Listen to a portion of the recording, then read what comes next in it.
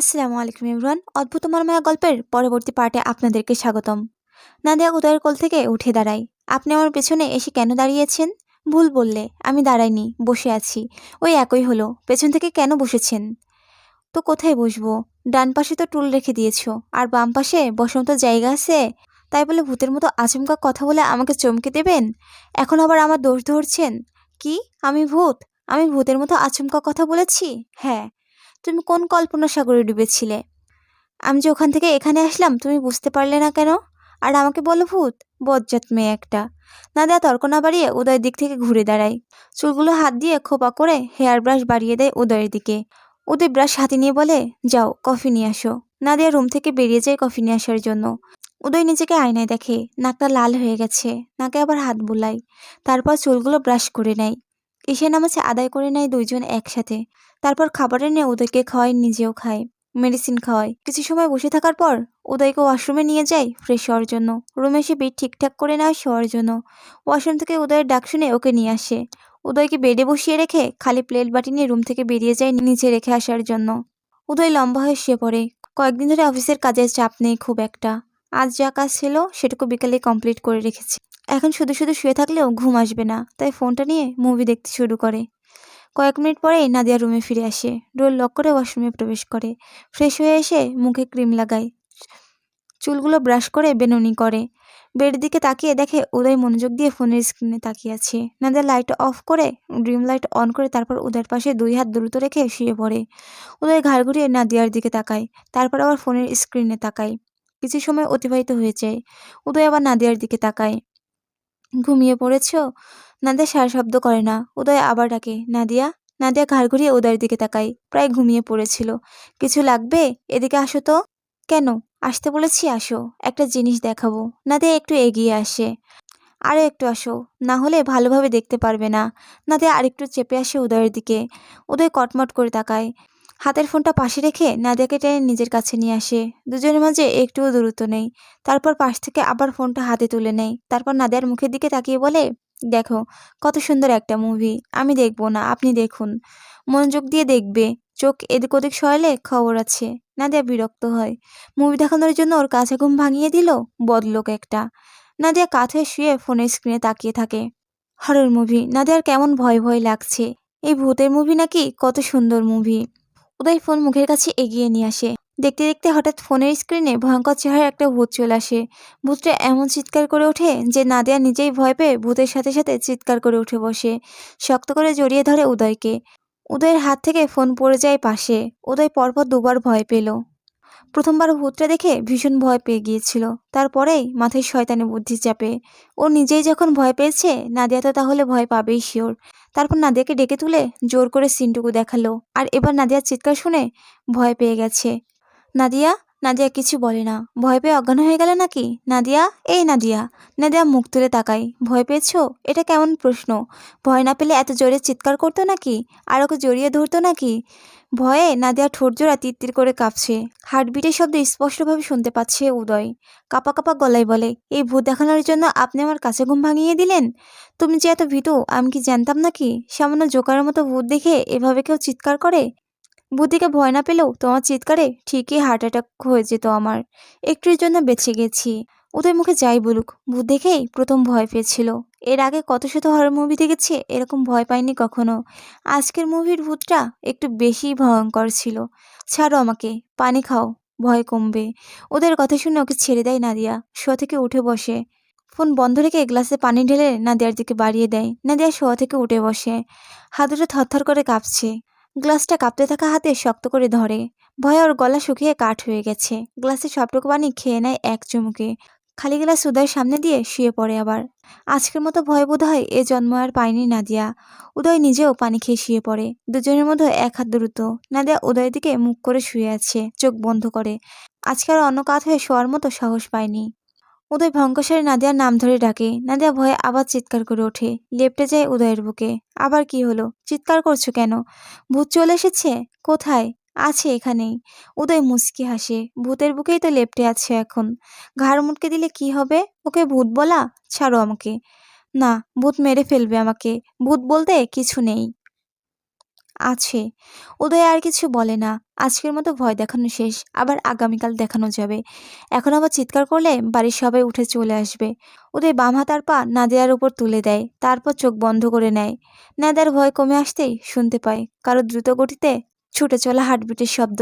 অস্বাভাবিকভাবে শব্দ তুলছে হার্ট। নাদিয়া দ্রুত গতিতে ছুটে চলা হার্ট এখন আরো দ্রুত গতিতে বিট করতে শুরু করে। একে অপরের হৃদয় স্পন্দন স্পষ্টভাবে শুনতে পাচ্ছে, তবে কেউ কাউকে ছাড়ে না, আগের মতোই থাকে।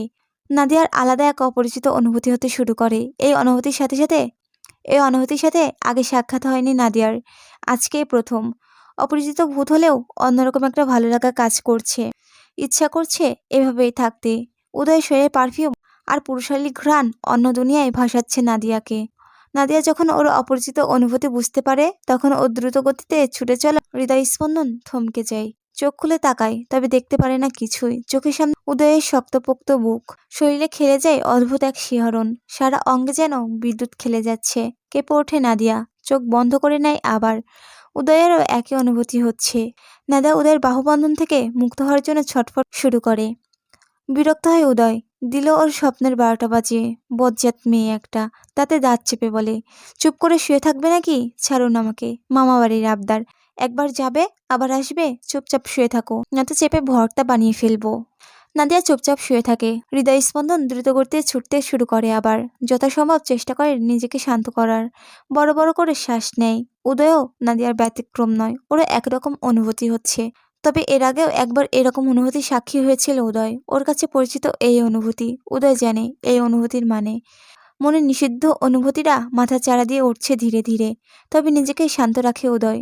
অনুভূতিদের ধামাচাপা দেয় লম্বা লম্বা শ্বাসে। রাত বেড়েছে, ঘুমোতে হবে। দুজনে চোখ বন্ধ করে নেয়, বড় বড় শ্বাস নিয়ে ঘুমানোর চেষ্টা করে। নাদিয়া চোখ খুলতে চোখের সামনে অন্ধকার দেখে। মাথাটা একটু উপরে তুলে ঘাড় ঘুরিয়ে জানালার দিকে তাকায়।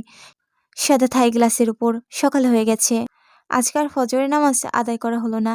এক ঘুমে রাত পার হয়ে গেছে। রাতে ঘুমও ভালো হয়েছে আজ। উদয়ের ভারী হাত পা এখনো নাদিয়ার উপর তুলে দেওয়া। নাদিয়া উদয়ের মুখের দিকে তাকায়। নাদিয়া একটু নিচের দিকে তাকায়, ভালোভাবে দেখতে পারছে না উদয়ের মুখ।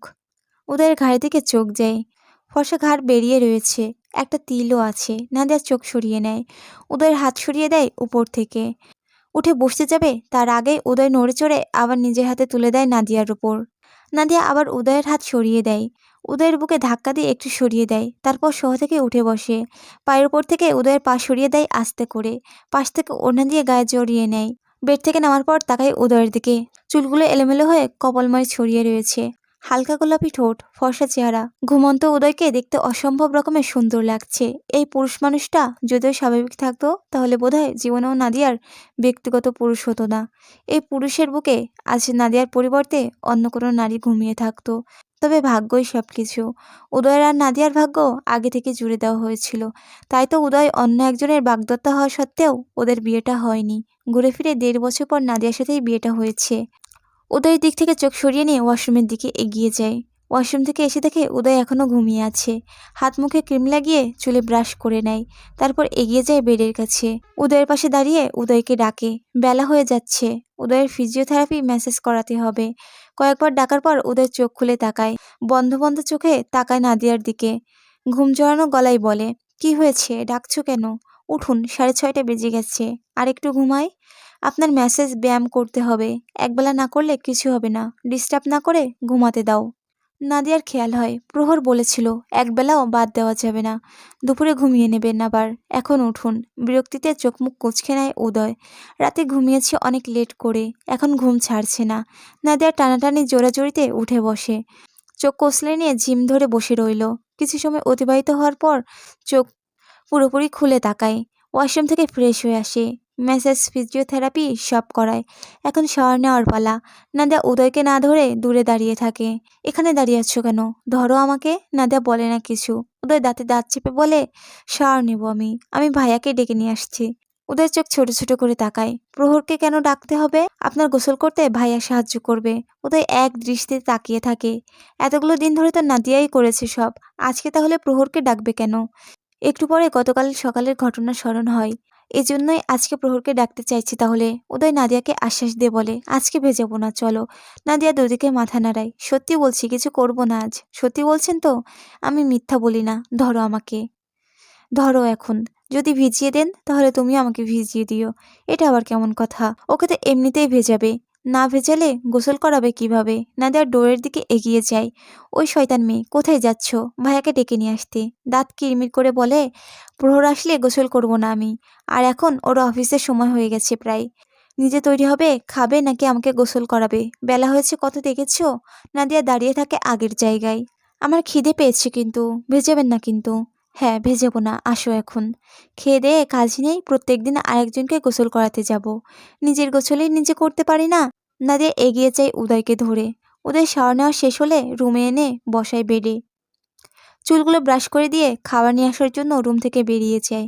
উদয় নিজের হাতের পায়ের দিকে তাকিয়ে থাকে। আগের থেকে অনেকটা উন্নতি হয়েছে। ডান হাত আগের তুলনায় অনেকটা নরম হয়ে এসেছে। খুব শীঘ্রই ডক্টরের কাছে যেতে হবে আবার। রুমে প্রবেশ ঘটে প্রহরের। একদম অফিসের জন্য তৈরি হয়ে এসেছে। গিয়ে দাঁড়ায় ভাইয়ের পাশে। কেমন আছো? আলহামদুলিল্লাহ ভালো। তুই কেমন আছিস? আলহামদুলিল্লাহ ভালো। রাতে মনে হলো তোমাদের রুম থেকে চিৎকারের শব্দ শুনলাম। কারো কিছু হয়েছিল? নাদিয়া ভয় পেয়েছিল। কি দেখে? হরর মুভি দেখে। হরর মুভি দেখে ওভাবে চিৎকার করেছে? আমার ডক্টরের সাথে কথা হয়েছে। উনি বলল জার্মানিতে তোমার উন্নত চিকিৎসার কথা। ওখানে চিকিৎসায় তোমার 80% সুস্থ হওয়ার সম্ভাবনা রয়েছে। এখন তো আগের থেকে অনেকটা ইমপ্রুভ হয়েছে তোমার। ভাগ্য ভালো থাকলে 100% সুস্থ হলেও হতে পারো। এসব করে কেন শুধু শুধু টাকা নষ্ট করবি? আর কোনো কিছুতেই কিছু হবে না। শুধু শুধু টাকা নষ্ট করার কোনো দরকার নেই। কে বলেছে কিছু হবে না? এই কয়েকদিনেই তো অনেক ইমপ্রুভ হয়েছে। আরও হবে ইনশাল্লাহ। 2 মাসের জন্য জার্মানির সকল পেপারস রেডি করব। ড্যাডির সাথে কথা হয়েছে আমার গত রাতে। ওদের কথার মাঝে নাদিয়ার প্রবেশ করে খাবার হাতে। প্রহর নাদিয়ার দিকে তাকিয়ে আবার ভাইয়ের দিকে তাকায়। তোমার আমার পাসপোর্ট আছে, ভাবির তো নেই। কয়েকদিনের মধ্যে ভাবির পাসপোর্টও বানাতে দেব। ওদের প্রশ্নবোধক চাহনিতে তাকালে প্রহর বলে, জার্মানি তুমি, আমি আর ভাবি যাব। প্রহরের কথা শুনে ওর দিকে তাকায় নাদিয়া। আমি আসছি এখন। অফিস থেকে ফিরে এই ব্যাপারে কথা হবে। আবার ডক্টরের সাথেও কথা বলতে হবে। আচ্ছা যা। প্রহর রুম থেকে বেরিয়ে যায়। নাদিয়া প্রহরের যাওয়ার পথে তাকিয়ে আবার উদয়ের দিকে তাকায়। কোথায় যাওয়ার কথা বলল প্রহর? স্পষ্টভাবে শুনতে পায়নি নাদিয়া। মনে প্রশ্ন উঁকি দিলেও কিছু বলল না। খাবারের প্লেট হাতে নিয়ে বেডে উঠে বসে। আরও বেশ কয়েকদিন পেরিয়ে যায়। পরবর্তী পার্ট দেখার জন্য আমার চ্যানেলটা সাবস্ক্রাইব করে পাশে থাকুন। ধন্যবাদ।